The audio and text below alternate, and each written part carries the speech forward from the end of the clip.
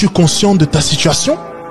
3 gosses, la quarantaine qui arrive, des exigences, et tu penses que tu peux te permettre d'être chiante? Les femmes vivent dans un monde qui n'existe pas. Ces femmes vivent dans un monde qui n'existe pas.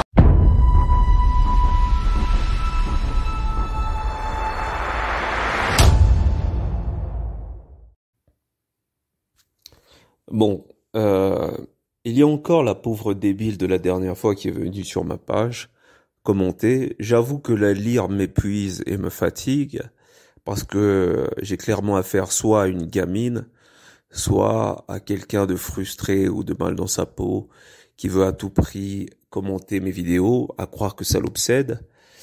Mais je vais y répondre pour que ceux qui sont sur cette chaîne, donc les hommes qui sont sur cette chaîne, prennent conscience que certaines nanas, hein, pas toutes, hein, et là pour le coup on a affaire à un cas pathologique, c'est du lourd, pour que ceux sur cette chaîne prennent conscience que nous avons parfois affaire à des nanas qui sont dans un monde parallèle, c'est-à-dire qui sont pas du tout dans la réalité.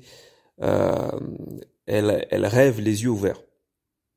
Et donc il y a beaucoup de nanas aussi comme ça qui sont dans des galères, soit avec les hommes, soit dans leur relation plutôt sentimentale, on va dire, parce que elles ne perçoivent pas les choses avec nuance et avec profondeur et avec réalisme aussi. Elles sont dans un fantasme, dans une réalité manichéenne et dans un espèce de sitcom à la con. Voilà, c'est pas du tout réaliste. Selon elle, hein, je pense, le monde est soit blanc, soit noir, qu'il n'y a rien de mitigé, il n'y a pas de gris. Vous voyez, c'est une conception très enfantine, hein, de la vie. Donc, je vais vous la lire ici, histoire que vous compreniez. Je tiens à tout prix à ce que vous sachiez que, en fait, si je vous partage l'opinion de cette nana, c'est pour que vous preniez conscience du niveau de déni de la réalité dont peuvent faire preuve certaines nanas. Et donc ça va être très difficile. Par exemple, avec elle, je vois bien que c'est impossible de discuter, hein. J'essaie de répondre, mais elle comprend rien à ce que je dis. Je comprends tout ce qu'elle dit, mais elle comprend rien à ce que je dis. Donc c'est très difficile de discuter avec quelqu'un qui comprend pas du tout ce que vous dites et qui est empêtré dans ses propres croyances incohérentes. Donc, je vous la lis. Donc elle commentait, hein, la vidéo intitulée, attendez, je vais vous la lire, intitulée Pourquoi les femmes noires en Occident sont agressifs envers les hommes noirs. Donc elle commentait cette vidéo. Elle arrive avec son commentaire. Elle me dit, et donc les femmes noires doivent accueillir les charros. Donc elle part du principe que les hommes noirs qui draguent sont des charros, hein, les bras ouverts dans la rue sous prétexte qu'ils sont noirs. Je précise ici que juste avant, j'avais mis une femme, hein, en introduction qui expliquait qu'en fait, on pouvait très bien dire non, mais le dire poliment, qu'il n'y avait pas besoin de rabaisser son interlocuteur. Et donc, un grand baiser qu'elle me dit, bon oui, parce que je parlais de mon ami. Mon ami est un grand baiser. Je suis désolé, hein, parce que cette femme est un peu, elle est dans les vapes, hein, elle est dans le monde des bisounours, dans le royaume de je sais pas quoi, de Cendrillon. En réalité, tout le monde sait, hein, vous y compris, mais je pense que elle doit être à un niveau de déni qui dépasse l'entendement. Donc tout le monde sait que un puceau, quelqu'un qui n'a aucune expérience, ça n'intéresse aucune femme. Hein. Aucune femme ne veut se taper un puceau. Mais par contre, une femme qui est vierge, ça a de la valeur parce que, elle n'a pas encore été dépossédée de sa pudeur, corporelle. Donc, ce qui fait qu'elle a beaucoup plus de valeur. Mais ça va pas du tout être le cas pour un homme. Et donc, on a souvent ces femmes-là qui confondent hommes et femmes et qui veulent présenter les hommes avec une expérience, hein, parce que c'est une expérience comme une autre, comme des charros, des personnalités donc complètement vulgaires, et elles tentent donc de les vulgariser. de manière assez malhonnête d'ailleurs, hein, il faut le préciser.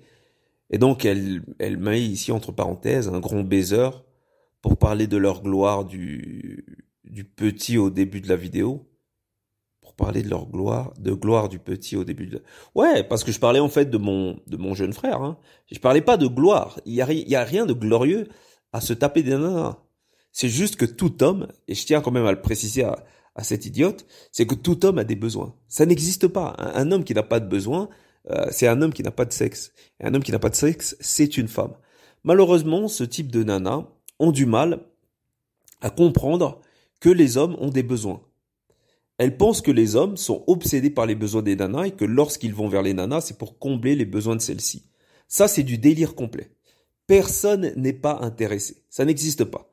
Mais dans l'imaginaire de cette nana, elle s'imagine qu'un homme va, par bienveillance, par altruisme excessif, vers une femme, que dans la finalité de lui faire du bien et de lui donner du bien-être. Donc il n'y a rien pour lui. Tout ce qu'il est venu chercher chez elle, c'est à la servir et à servir ses intérêts à elle. Ça, c'est ce qu'elle pense. Ça, c'est ce qu'il y a dans sa tête. Et ce type-là n'existe pas, bien entendu. Mais c'est impossible de lui faire entendre raison. Donc, et donc elle dit que si vous n'êtes pas ce type qui a un fantasme dont elle parle, si vous n'êtes pas ce fantasme, eh ben vous êtes un charreau pour elle. Et donc voilà, elle me dit que voilà que je parle pour parler d'une femme. Attends, leur gloire du petit vidéo. Pour l'heure, c'est beaucoup moins bien écrit hein, que la dernière fois. Elle me dit pour parler d'une femme, dragueur de rue, homme beau, qui fait de la muscu. Ouais, voilà. Donc pour elle, un charreau, c'est un dragueur de rue, un homme beau qui fait de la muscu. Tout ça, ça fait un charreau. Donc je tiens quand même à expliquer une certaine réalité, hein, parce qu'il va falloir remettre les choses dans leur contexte. Hein. Charreau, c'est une expression, je pense, qui est utilisée dans les banlieues, plus particulièrement, je pense, hein, vous me corrigez si je me trompe, dans les banlieues parisiennes, c'est un terme qui est revenu et qui a été mis à la mode, notamment par un rappeur. Moi, je l'entendais beaucoup de la bouche du jeune Niska. Et donc, charreau, c'est une boutade, hein, c'est un mot que les hommes doivent utiliser entre eux pour se taquiner. Hein, mais en réalité, c'est du second degré. Et pour elles ont fait quelque chose de réel et que ça existe réellement, qu'il y a vraiment des hommes qui ne sont que des clichés. Donc elle perçoit l'homme dragueur hein, qui va vers elle comme un cliché. Donc elle le stigmatise en disant que c'est un dragueur de rue, que c'est un homme beau qui fait de la muscu, et que ça, si vous êtes beau, que vous faites de la muscu et que vous draguez dans la rue, pour elle vous êtes un charreau. J'imagine que tous les mecs qui m'écoutent doivent se poiler à quel point elle est à côté de la plaque et elle raconte n'importe quoi. Parce que la description de cet homme, déjà dans un premier temps, ça ne peut pas être n'importe qui, parce que tout le monde n'est pas beau. Tout le monde n'a pas le courage, parce que ça demande du courage quand même de draguer une meuf dans la rue. Je demande à cette nana d'avoir le courage de tenir une conversation avec un inconnu. Encore faudrait-il qu'elle ait de la conversation. Donc c'est très difficile. Les femmes elles-mêmes ne savent pas draguer. Pour celles qui ont l'humilité de le reconnaître, elles avouent quand même que ça demande du courage. Mais pour ça, il faut un minimum d'empathie. Et quand on perçoit l'homme de façon assez stigmatisée que cette femme, eh ben c'est très difficile de comprendre son interlocuteur et notamment la personne à qui on s'adresse. Et si encore à signaler encore une chose, hein, c'est que ce qu'elle appelle le charreau, c'est un homme qui a sa part d'humanité. Donc c'est pas parce que quelqu'un vous drague qu'il n'a pas eu d'enfance, qu'il n'a pas de sensibilité, qu'il n'a pas de cœur, que c'est une mauvaise personne.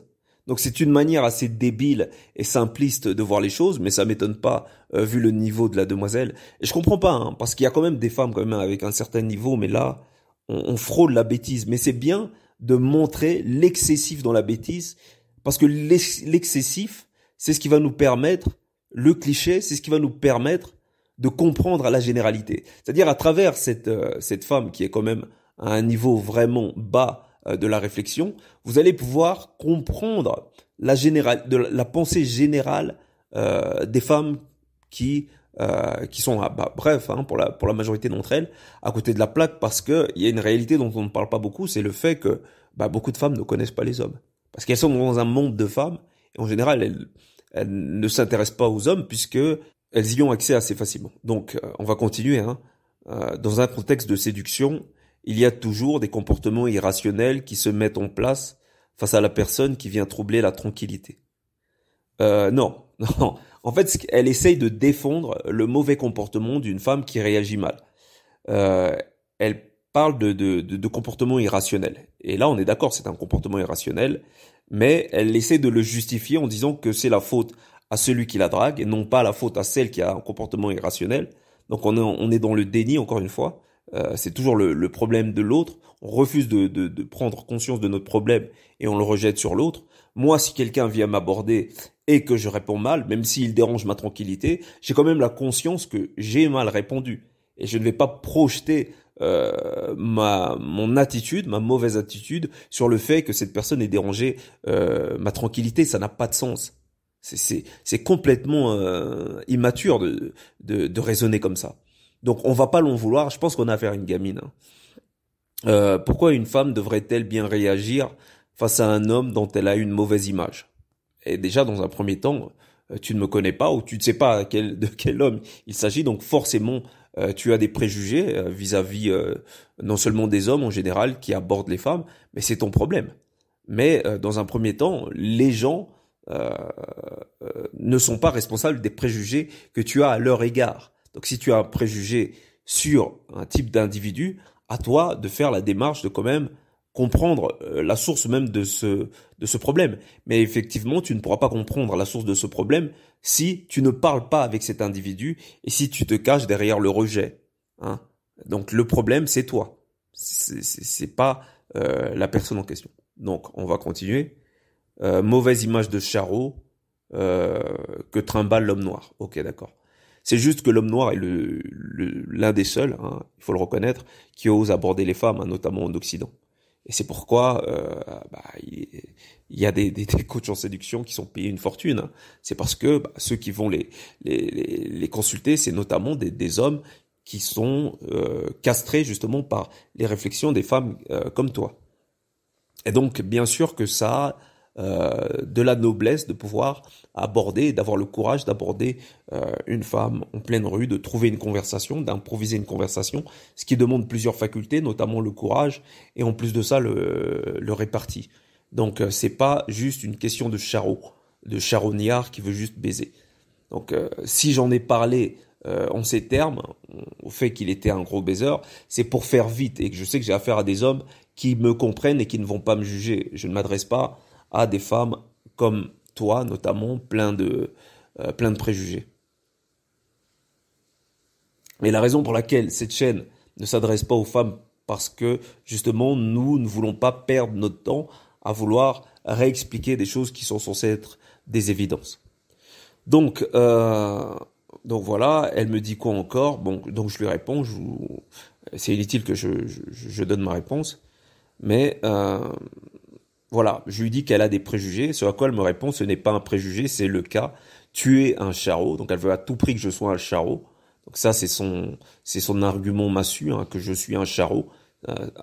Un argument massu qu'elle tient de Niska, hein. Niska qui est un rappeur, hein, ce qui est déjà pas très très noble, hein, quand on va chercher son argument chez un rappeur.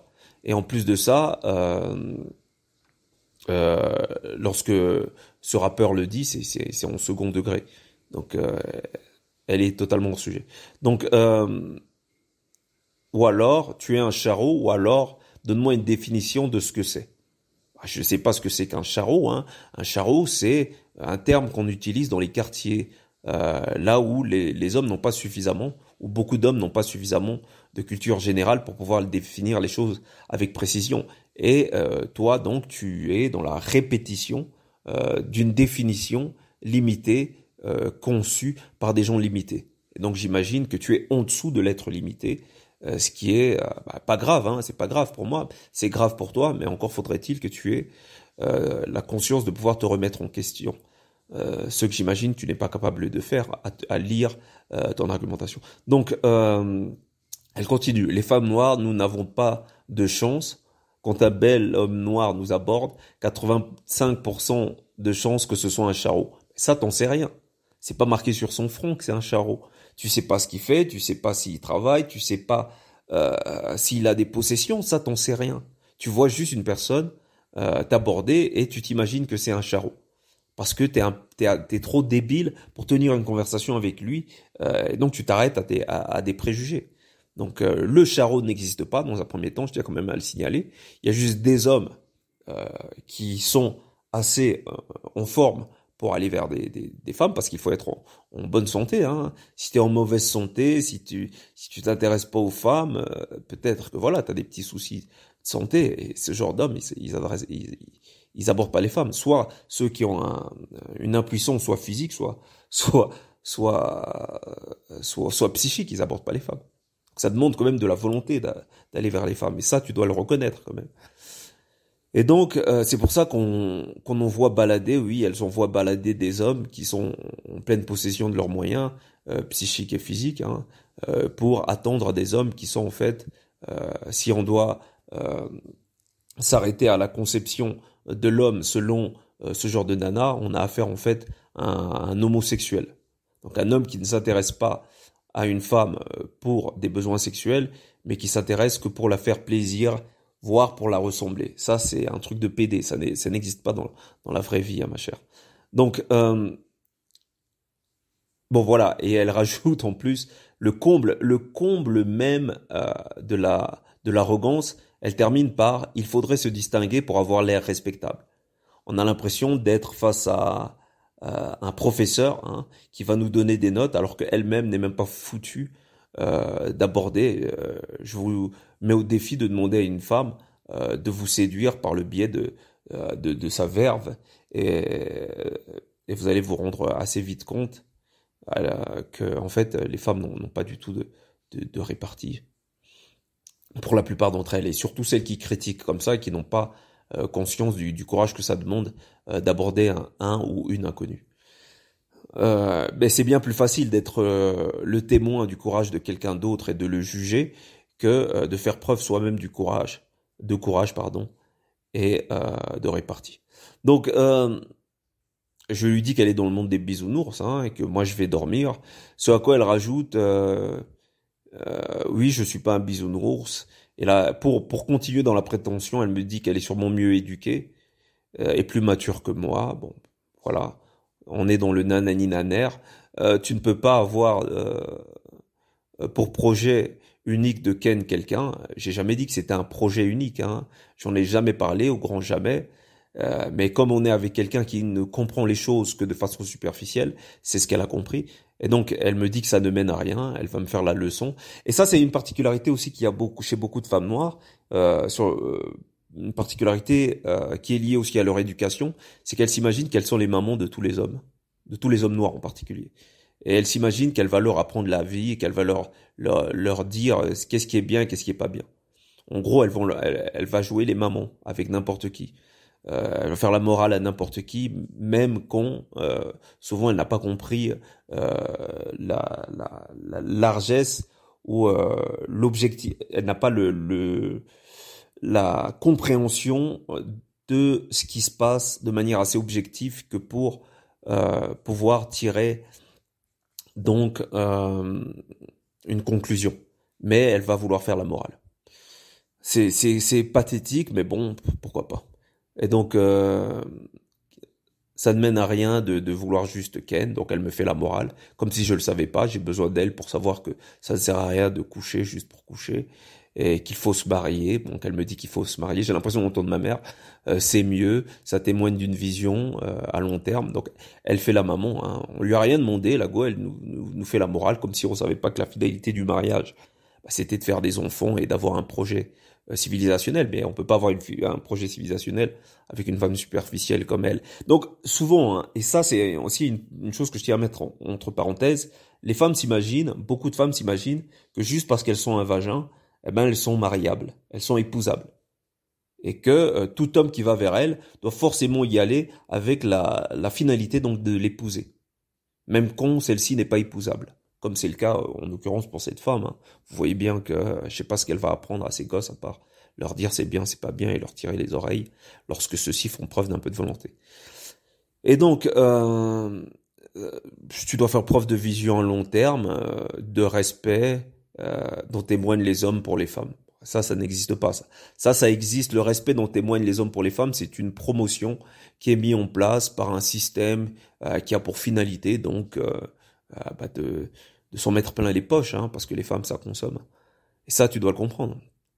Malheureusement, tu n'as pas la maturité pour le comprendre, et c'est une propagande, donc la propagande de la gente féminine qui sert trop bien tes intérêts pour que on comprenne les ficelles. Donc, qu'est-ce qu'elle me dit pour finir? Dans ma vie de bisounoursland, hein, à plusieurs reprises, de jeunes hommes africains très respectables, bien éduqués. Donc, on voit bien qu'elle n'a conscience de l'autre que de manière superficielle. Hein. Donc, tu es très respectable et bien éduqué. Tu n'es respectable pour ces femmes africaines que dans la mesure où tu es bien éduqué. Donc, en d'autres termes, tu n'es respectable que dans la mesure où tu es validé par la mère. Il y a encore cette finalité de t'infantiliser. Donc c'est elle qui décide à quel moment tu es respectable et à quel moment tu ne l'es pas. Voilà. Donc des hommes bien éduqués sont venus l'aborder. Hein. Donc c'est elle qui décide à quel moment ils sont bien éduqués, ce qui n'est pas du tout objectif, donc ça n'a pas de sens. Et donc elle dit je cherche à me marier, mes parents me mettent la pression. Bah, ils vont te mettre la pression longtemps, ma cocotte. Ils vont te mettre la pression longtemps, pardon. Et j'imagine que tu dois être assez immature, mais avoir quand même un début de trentaine ou voire plus. On te met la pression, mais ce que ne savent pas tes parents, c'est qu'ils n'ont pas fait le boulot. Hein. C'est qu'ils n'ont pas fait le boulot avec toi parce que t'es incurable, quoi. T'es impossible en termes de communication, tu ne comprends pas l'autre et surtout, tu ne comprends pas la gente masculine. Tu es empêtré dans ta réalité. Tu es empêtré dans ta vision idyllique d'un monde qui n'existe pas, de princesse, celui qu'on t'a vendu depuis toute petite. Mais non, tu n'es pas une princesse. Non, toutes les femmes ne sont pas des princesses. On est princesse, on ne le devient pas. Et combien même, lorsqu'on le devient, c'est suite à un travail rigoureux sur nous-mêmes. Travail que visiblement tu es incapable de faire puisque tu restes sur le superficiel.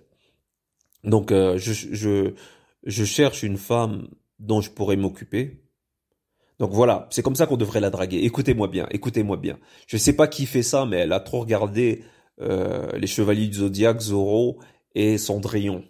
Donc écoutez, je cherche à me marier, mes parents me mettent la pression. Ça c'est ce qu'un homme devrait dire, hein. Donc il veut se marier parce que ses parents lui mettent la pression. Ça fait pas trop masculin, mais bon, comme je le dis, hein, l'idéal de certaines femmes, si on devait l'écouter, eh ben cette femme-là, cet homme-là, c'est un homosexuel. Donc je cherche une femme dont je pourrais m'occuper, et c'est pour ça que beaucoup de femmes parfois se retrouvent à sortir avec des homosexuels sans même s'en rendre compte, alors que c'est gros comme le nez sur le visage. Tellement l'homosexuel répond à ses attentes et ses délires. Donc je cherche une femme dont je pourrais m'occuper et dont je ne me lasserai pas. Ça n'existe pas un homme qui parle comme ça. Un homme, lorsqu'il va, c'est parce qu'il a des besoins.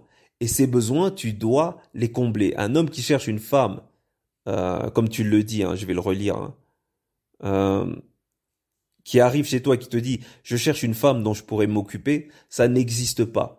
Aucun homme ne va faire une femme pour faire du babysitting, pour s'occuper d'elle. Ça n'existe pas. Ça, c'est ton fantasme. En fait, tu confonds ce que toi tu voudrais et ce que lui il veut. Parce que tu es tellement dans le déni de ses volontés à lui que tu confonds tes volontés avec ses volontés. Et tu dis que si un homme t'aborde, il doit t'aborder comme ça. Mais les seuls hommes qui abordent comme ça, ma chérie, c'est les pervers narcissiques, parce que le pervers narcissique, il te dit exactement ce que tu veux entendre.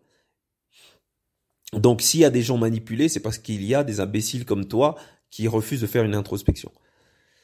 Donc je cherche une femme dont je pourrais m'occuper et dont je ne me lasserai pas. Ouais, ok, je dois me décider. Donc écoutez bien, hein, le terme, je ne me lasserai pas. Donc la peur de l'abandon, c'est ce qu'elle veut entendre. En fait, elle est en train de nous dire, un homme doit parler comme elle souhaiterait qu'il parle afin qu'elle le valide. Mais les hommes ne sont pas dans ta tête et ne te diront pas ce que tu veux entendre, excepté les hommes malveillants. Parce qu'un homme a aussi des volontés, et ces volontés, tu dois les connaître. Une femme mature, donc j'ai parlé de ton immaturité, une femme mature sait entendre les besoins d'un homme, les déconstruire et comprendre à travers les besoins d'un homme qui il est. Ce que toi, tu ne peux pas faire, puisque les besoins d'un homme, selon toi, sont inexistants. Et lorsque celui-ci te fait une demande, ce sont des besoins qui comptabilisent un seul besoin qui est de te servir en fait. Tout ce que tu demandes, c'est qu'un homme te serve. En gros, une espèce de larve. Et donc, je dois me décider et choisir. Donc, il doit se décider et choisir. Et j'aimerais te choisir toi. Donc, putain, la grosse larve, quoi. Un homme, il te connaît ni d'Adam ni d'Ève. Il a tellement pas d'options qu'il doit se décider et choisir et qu'au fond, il aimerait te choisir toi. Mais quel homme drague comme ça? Même une femme n'accepterait pas qu'un homme drague comme ça. Tellement c'est surfait. Et dit, et serais-tu intéressé? Et donc elle doit répondre, oui, je suis intéressé. Bon, bref, c'est du n'importe quoi. On a affaire à une nana qui délire complètement. Et donc elle rajoute, en Afrique, écoutez-moi bien. Moi, je suis en Afrique, hein, et ce dont elle va parler, je l'ai pas vu. Je l'ai pas vu du tout. D'ailleurs là, je viens de prendre le numéro de téléphone d'une meuf super bonne, mais juste avant moi, il y en avait un autre qui avait pris son numéro. Donc ça va aussi vite, voire plus vite, bien plus vite en Afrique, parce que ce que t'appelles des charros en Europe, ben, c'est les mêmes que tu retrouves ici. Et ici, c'est la version originale, ma cocotte. Et donc, elle me dit, en Afrique, les hommes te draguent avec mariage, donc avec la finalité du mariage, au bout des lèvres. Je te marie, je m'occupe de toi. Donc, je te marie, je m'occupe de toi. Bref, je ne pense qu'à toi. Je prends soin de toi, elle rajoute, viens avec moi. Mais putain, mais ça n'existe pas. Tu délires. Je sais pas, quelqu'un peut l'expliquer quel délire là dans les commentaires, s'il vous plaît. Faites je sais pas, peut-être que vous serez plus doué que moi, parce que visiblement, j'arrive pas à la faire comprendre qu'elle est dans un délire. Voilà. Donc, je te marie, je m'occupe de toi, je prends soin de toi, viens avec moi, allez, accepte. Entre parenthèses, lol. Donc, c'est comme ça qu'il faut la draguer. Et elle estime que c'est plus mignon que les charros de Paris. Donc elle a une vision assez manichéenne des choses, hein. C'est soit blanc, soit noir, soit bien, soit mal. Il y a donc le mec dont elle rêve, qui n'existe pas, parce que moi je suis en Afrique, ce cas-là n'existe pas, et qui va vers elle avec la finalité de la marier, de prendre soin d'elle, etc., de l'aimer, etc., de la chérir.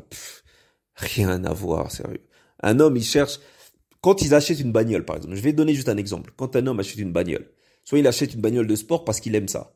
Alors il préfère peut-être une voiture de luxe parce qu'il aime ça. Mais s'il achète un break, c'est pour faire plaisir à sa nana. Tu vois, c'est pas parce qu'il aime ça. C'est parce qu'il a des enfants et parce qu'il doit faire plaisir en même temps à sa nana, ou parce que c'est pratique. Mais c'est pas parce qu'il aime ça. Et c'est la même chose pour ce que tu présentes comme une drague. Ça n'existe pas. Il y a personne, il y a aucun homme qui va vers une femme avec la finalité de la faire plaisir. Il va pour se faire plaisir. Quand un homme veut se marier, c'est parce qu'il le veut. C'est pas parce que il veut faire plaisir à une nana. Ça n'existe pas. Il faut que tu te réveilles. Et donc, c'est plus mignon que les charros de Paris, à mon sens. On sent le respect. Donc, elle a l'impression que l'homme qui est homme ne la respecte pas. Donc là, on a la castratrice en puissance. C'est-à-dire que tout ce qui est représentatif de l'homme, donc de la figure maternelle, c'est quelqu'un qui va non seulement tuer le père, mais tuer le gosse. Donc bonne chance à celui qui s'y colle, mais je pense que elle est partie pour finir bouffée par ses chats, parce que le niveau de cette nana, parce qu'encore, hein, il y a des femmes qui sont castratrices, mais qui arrivent quand même à déguiser leur pion dans les débuts de la relation, mais elle est à un niveau où elle ne se rend même pas compte à quel point elle est toxique dans sa féminité. C'est la féminité toxique, hein, parce qu'on parle beaucoup de masculinité toxique, mais là je vais vous parler de féminité toxique. La féminité toxique, c'est le déni de la réalité masculine. Et donc c'est la finalité féminine abusive. C'est lorsque le féminin est tellement abusif qu'il ne laisse pas de place au masculin. Donc merci, au revoir. Pour ceux qui voulaient comprendre ce qu'il y a dans la tête de pas mal de nanas avec lesquelles ils ont des soucis de communication, je pense que cet audio va beaucoup les aider. Merci.